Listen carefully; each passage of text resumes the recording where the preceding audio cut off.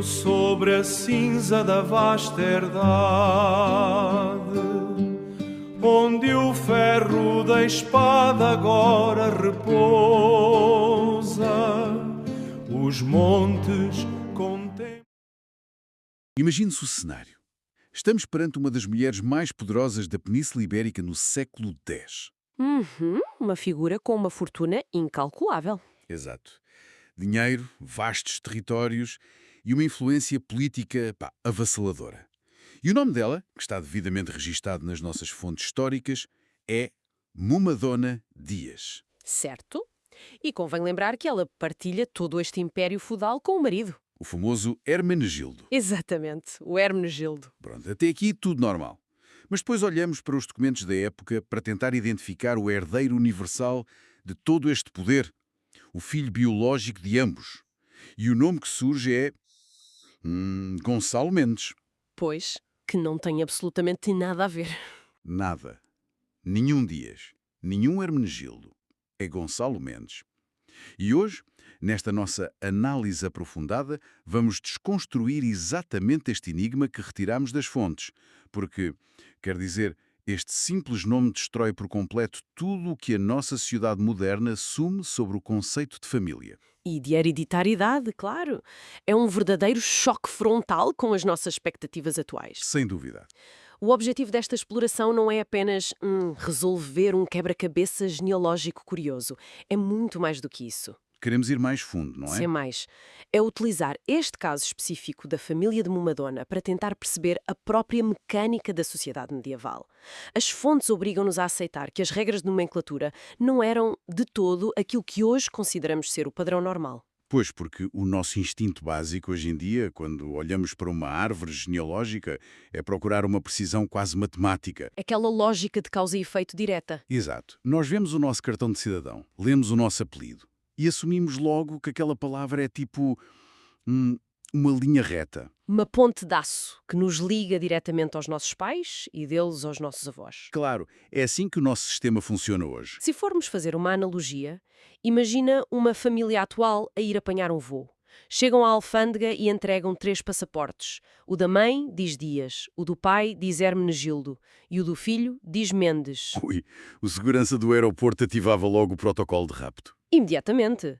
A burocracia atual dita que não há ali qualquer correspondência evidente de parentesco, portanto, há ali um problema grave. E se levarmos essa lógica tão estrita do aeroporto moderno para os registros do século X, estaríamos a cometer um erro de análise histórica catastrófico. Pois estaríamos. O que as fontes nos mostram não é um erro de caligrafia de um monge distraído num mosteiro da época. Não foi um lapso. Não, de todo. O facto de a mãe ser Dias e o filho ser Mendes é a prova de que um sistema social e jurídico estava a funcionar em pleno. Um sistema onde o sobrenome não era uma mera etiqueta biológica que passava de geração em geração. Mas é aí que o cérebro moderno faz curto-circuito. Eu sei, é difícil de encaixar. Porque, mesmo que a gente aceite que o nome não vem da mãe, a explicação aparentemente óbvia, para quem nos ouve, seria olhar para o lado paterno. Claro, a convenção patriarcal. Sim, ainda hoje a convenção mais forte na maioria das nossas culturas é a transmissão do apelido do pai. Exato. Portanto, a dedução lógica seria pensar que, se o filho é Gonçalo Mendes, então o pai, o tal Hermenegildo, teria de ter Mendes alguns no nome completo dele. E o que é fascinante aqui é que as fontes nos obrigam a descartar essa hipótese logo à partida. Logo de caras. Imediatamente. O registro é claríssimo e não deixa qualquer margem para dúvidas. O pai era pura e simplesmente Hermenegildo. A forma como ele era identificado não continha qualquer Mendes. Zero. Uau! O que eleva este nosso enigma para um patamar completamente diferente? Muito mais complexo, pois é. Estamos perante uma criança, um herdeiro legítimo, que carrega um apelido que não pertence nem ao pai, nem à mãe. Quer dizer, há aqui uma falha de sistema colossal se nós tentarmos forçar a nossa chave moderna nesta fechadura medieval. Lá está, não encaixa. Se o apelido não serve para carimbar de forma óbvia de quem é que aquela criança descende fisicamente, qual era então a função de uma palavra como Mendes colada ao nome do Gonçalo? Uma excelente pergunta. Porque, num contexto de alta nobreza, onde a sucessão de terras e de poder militar era a base da própria sobrevivência, eles não escolhiam nomes ao calhas. Claro que não. Tinha de haver uma lógica implacável por trás daquela escolha. Exato. As apostas não podiam ser mais altas. A Mumadona Dias fundou o Mosteiro de Guimarães. Ela foi uma figura absolutamente central na consolidação do território que um dia viria a ser Portugal. O património que estava em jogo era imenso. Então, como é que isto funcionava na prática? Bem, se ligarmos isto ao contexto geral e à linguística da época, temos de olhar para o que chamamos de sistema patronímico. Ok, vamos lá desconstruir isso. Naquela altura, a terminação em es ou es, como em Mendes, Fernandes ou Rodrigues, significava literalmente filho de ou descendente de. Portanto, Mendes significa, na sua origem etimológica, descendente de um homem chamado Mendo. Espera aí. Vamos parar aqui um segundo para analisar isto com muita clareza, porque isto é importante. Força! Sementes significa descendente de um Mendo, mas nós já sabemos que o pai direto do Gonçalo se chama Hermenegildo. As fontes estão essencialmente a dizer-nos que o Gonçalo foi buscar o seu nome de identificação a outra pessoa na árvore genealógica. Nem mais. A um ancestral diferente? Talvez um avô paterno ou materno, ou até um tio superpoderoso que se chamasse Mendo. É como se ele estivesse a saltar uma geração inteira de propósito. E é exatamente essa a mecânica que está em ação aqui. Este fenómeno, nas nossas fontes, tem um nome técnico. É conhecido como nomeação avita. Nomeação avita. Sim. Ocorre quando o indivíduo adota um nome, ou um patronímico neste caso, que o liga a um antepassado de maior relevo político ou social e não necessariamente aos pais diretos. Impressionante. Na sociedade do século X, a identidade não era um certificado de nascimento estático e burocrático como hoje. Era uma ferramenta estratégica pura e dura, uma coordenada relacional. Ou seja, ele não precisava de provar pelo nome quem era o pai. Claro que não. O Gonçalo não precisava que o apelido dele dissesse ao mundo que era filho do Hermenegildo, porque toda a gente na esfera de influência daquela família sabia perfeitamente quem eram os pais dele. O que o nome Mendes fazia era outra coisa. O quê, concretamente? Era hastear na bandeira política. Fogo, isso muda completamente o paradigma. O nome não era uma prova de paternidade biológica, era uma declaração aberta de alianças. Exatamente. Sabes o que é que isso me faz pensar? Na forma como hoje em dia as pessoas usam hashtags nas redes sociais. Engraçado.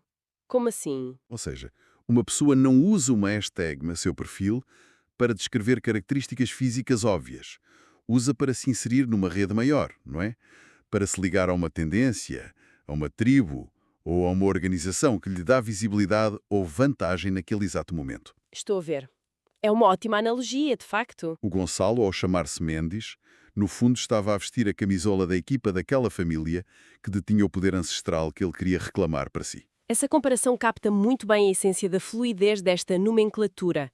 O nome era realmente um marcador de rede. Lá está. Pensa assim, se o tal avô Mendo tivesse sido uma figura lendária, um conquistador de territórios cujos direitos o jovem Gonçalo pretendia herdar e solidificar, então apelidar-se de Mendes era uma forma jurídica e social muito forte de invocar essa herança. Faz todo o sentido. Ele estava basicamente a gritar ao mundo: eu sou a continuação do poder do Mendes. O nome do pai direto, Hermenegildo, podia ser menos relevante para aquele conjunto específico de reivindicações territoriais.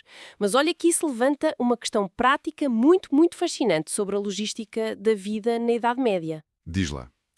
Porque pensa bem, se o nome escolhido funcionava como uma bandeira política e não como um bilhete de identidade rígido, como é que aquela sociedade se organizava na prática? Quer dizer, se não há um apelido linear que prove diretamente a linha de sucessão de pai para filho de forma inegável no papel, o que é que impedia um impostor qualquer de aparecer de repente no castelo da Mumadona Dias e dizer: olá a todos, eu sou o Gonçalo Mendes e vim aqui reclamar a minha parte da herança? Pois, esse é o grande ponto de viragem para compreendermos a época. É a diferença abismal entre uma sociedade baseada na oralidade e na proximidade e a nossa sociedade atual, que é baseada no papel e na burocracia cega. Cega e distante. Exato. A autenticação da identidade na época da Mumadona não se fazia pelo cruzamento de dados de um computador num pedaço de pergaminho, fazia-se através da fama pública e da memória coletiva.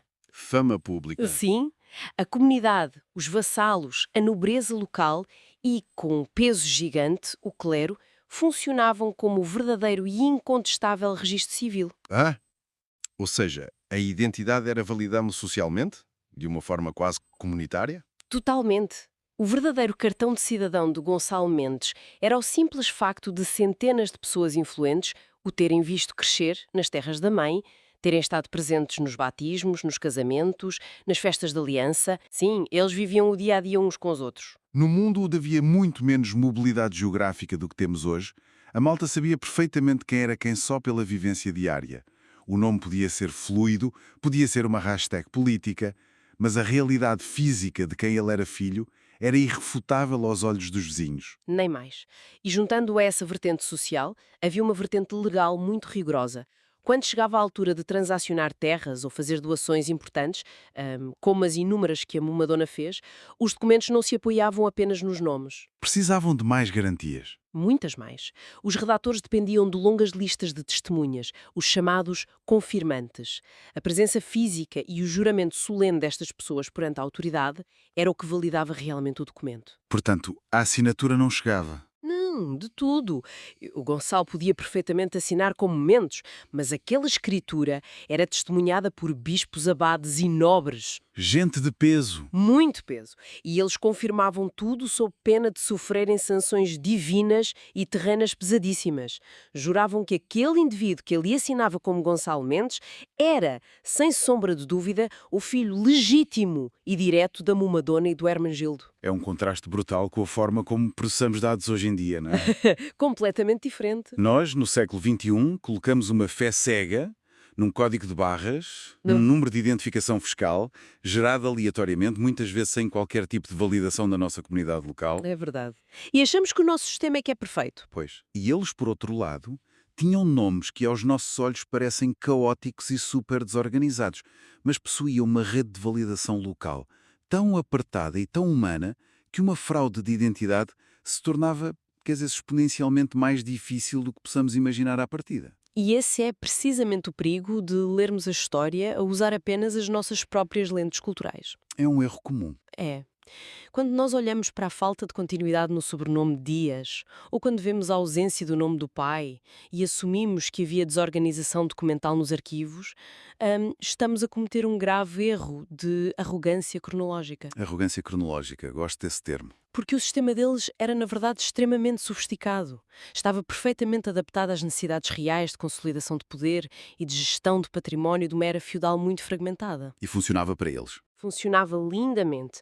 O facto do Gonçalo se apelidar de Mendes nunca, em momento algum, afetou a sua capacidade legal de herdar todos os bens maternos. O que, no fundo, nos ensina uma lição muito valiosa. E não apenas sobre a sociedade na Idade Média, mas sobre a própria forma como nós consumimos e interpretamos informação no presente, no nosso dia-a-dia. Sem dúvida alguma. Porque, quando a nossa análise mergulha nestas fontes antigas, torna-se tão evidente que os factos em si, isolados, se estiverem despidos do seu contexto operacional, podem ser profundamente enganadores. Podem levar a conclusões totalmente erradas. Exato.